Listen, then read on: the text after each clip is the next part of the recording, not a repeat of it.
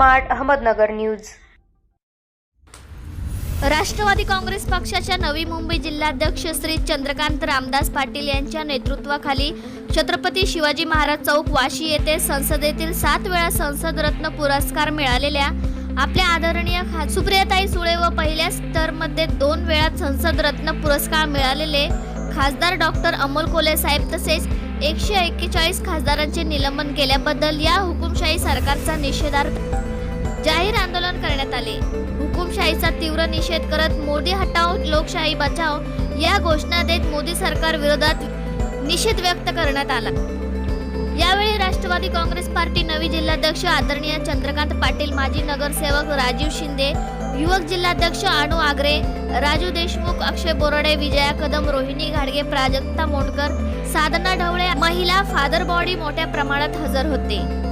Bureau report smart Ahmednagar.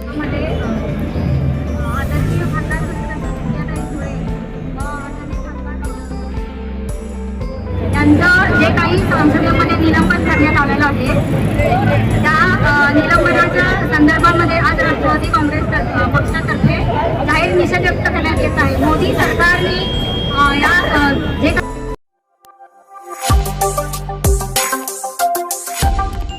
Smart Ahmednagar news.